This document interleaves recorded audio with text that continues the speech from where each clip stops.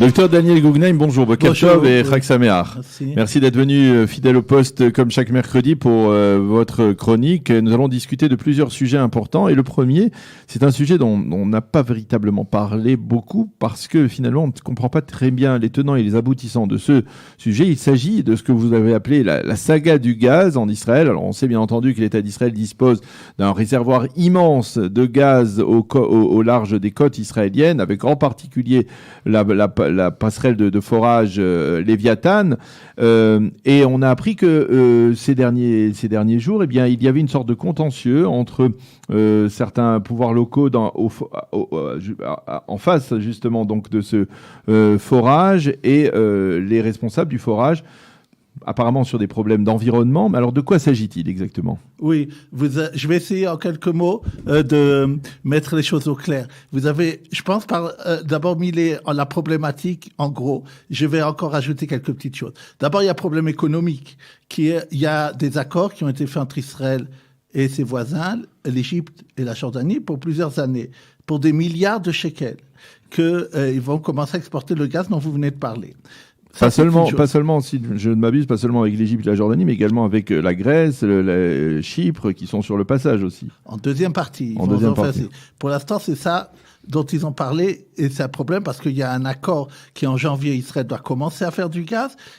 À produire ce gaz. Et à l'acheminer à ces endroits-là. Et si donc la compagnie s'appelle Novel, c'est cette compagnie qui est chargée de faire cette exploitation, a dit chaque jour que je ne ferai pas, à part les problèmes juridiques, c'est aussi 60 millions de shekels par jour qu'ils risquent de passer. Deuxième chose, pour l'intérieur, ils disent que ça va faire baisser le prix de l'électricité chez nous, dont on parle de 4,5% pour le début janvier. Ça, c'est une chose économique. Ça, c'est le bon côté, on va dire. Oui. Maintenant, une question aussi environnementale que les entreprises disent aussi de gaz et que l'État dit, c'est que maintenant, vous savez, quand on fait l'électricité, on le fait aussi avec du charbon ou avec d'autres choses. Sûr. Et c'est pas bon. Point de vue environnemental. Donc, ils ont dit que, à terme, l'exploitation par le gaz pourra justement donner à Israël d'avoir moins de problèmes de pollution qu'il a maintenant. Ça, c'est un premier problème. Le second problème, il est autre. C'est que vous avez parlé justement des gens qui habitent à côté. Vous savez, c'est à côté de ce qu'on appelle la plage d'Or. Ça veut dire à côté de de la région du Carmel. Voilà. C'est Zichron Yaakov. Très belle région. Très, exact. Et il y a beaucoup de gens qui habitent là-bas. Et ces gens-là ont très peur surtout lorsque ce gaz, lorsqu'ils vont le mettre en pratique, il y aura une opération qui s'appelle en hébreu Nishouv. Ah oui, alors expliquez-nous ce que c'est Nishouv. Je ne sais pas si c'est parce qu'il y a un terme qui est apparu, personne ne sait exactement ce que ça veut dire.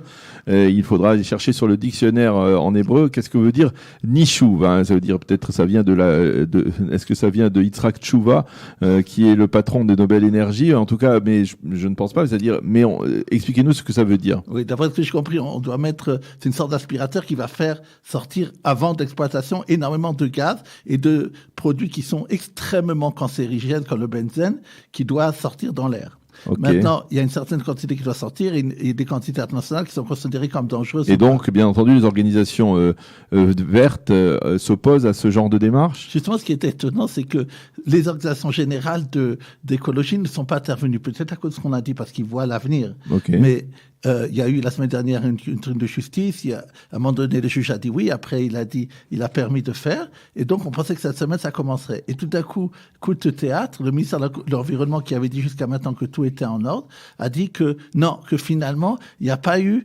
les pratiques, les procédés qu'il faut pour faire ça. Alors, les gens qui habitent la région ont décidé de ne pas avoir confiance à ce que l'administration dise. Mais pourtant, il faut bien expliquer que lorsque l'on se trouve sur le Chof d'Or, par exemple, oui. C'est au large, mais c'est très loin. C'est environ une dizaine de kilomètres.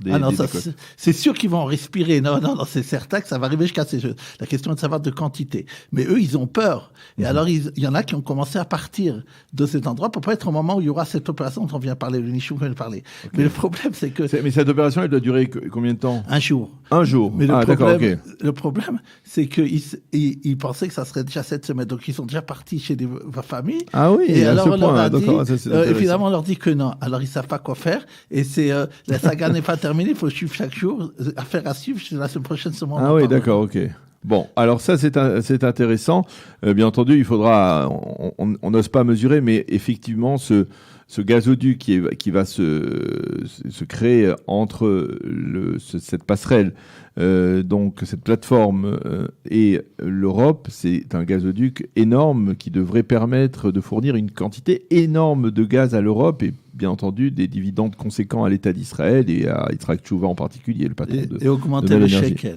Et augmenter, voilà, on va également augmenter le shekel et donc faire de l'État d'Israël une sorte de véritable puissance en matière d'énergie et de gaz dans le monde. Hein. Vous n'avez rien à dire. Alors effectivement, alors c'est très intéressant. On aura certainement l'occasion d'en reparler dans les prochaines semaines. Alors là, on va être un petit peu plus chauvin puisqu'on est à Jérusalem. On va parler des habitants de Jérusalem qui bénéficient depuis maintenant quelques jours d'une promesse qui avait été une promesse électorale faite par celui qui était à l'époque le candidat à la mairie et qui est aujourd'hui le maire de Jérusalem, Moshe Léon, celle d'accorder une heure de stationnement gratuit pour les habitants de Jérusalem. Alors, pour l'instant, je dois vous avouer que je n'ai pas encore profité de ce privilège. Comment on fait pour profiter d'un tel privilège si l'on est habitant de Jérusalem? Immédiatement, je vais vous répondre. Je n'ai juste pas oublié deux choses. D'abord, vous savez que pour les jours des élections, on ne savait pas quand ça serait, puisqu'il y a eu une saga aussi. Oui. Et là, elle a décidé que celui qui avait pris un billet pour ce jour-là, il pourra être remboursé ou pendant un autre jour. Okay. Deuxièmement, vous savez que depuis le Shabbat dernier, il y a 32 minutes, vous allez de Jérusalem à Tel Aviv directement. Oui, on devrait en parler même. Non, mais je vais tellement... Ça, c'était juste une phrase de dire. Il y a eu la première erreur qu'il y a eu fait, c'est que celui qui était chargé d'annoncer, vous savez, dans les gares, où est-ce qu'on s'arrête, il a dit, bon, à Ben Gurion, on s'arrête. Les gens ont eu peur, ils ont dit, mais non, je crois qu'on allait directement. C'est trompé par l'habitude, mais ça marche.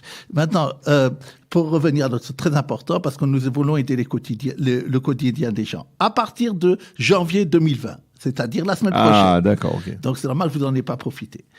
Les gens qui sont Jérusalem, point de vue de la carte d'identité, ces gens-là auront le droit, comme vous venez de le dire, 1 heure par jour gratuite, ça peut être 10 minutes par ça, 10 minutes par là, et après la deuxième heure, 20%. Que faut-il faire? Alors, comment faut-il faire? Comment on va savoir que... D'abord, on peut déjà s'inscrire. Maintenant, il y a deux... Il faut s'inscrire sur Internet? Alors, sur l'Internet, on peut le faire sur le site de la mairie.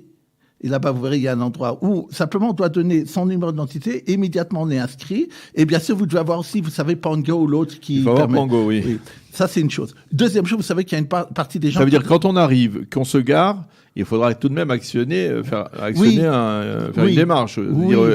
Faire actionner le Pango, par exemple. Oui. Normalement, mais donc la première heure devrait être gratuite. Oui. Et après, 20%. On va encore vérifier, il va falloir vérifier chaque fois si Pango ne respecte la démarche. Oui. Maintenant, ce que nous avons dit donc par rapport à ça, deuxièmement, il y a des gens qui n'ont pas l'Internet. Vous savez, il y a des populations qui n'utilisent pas Internet ou des gens qui n'arrivent pas.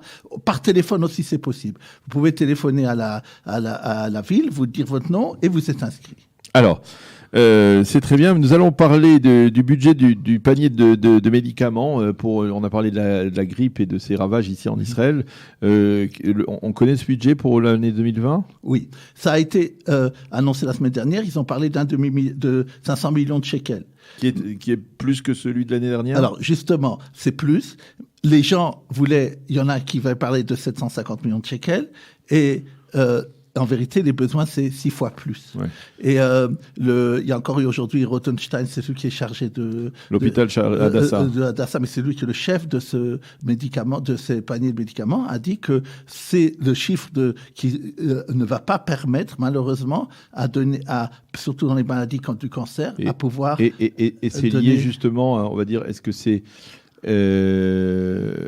c'est lié justement à la crise politique ? Un petit peu.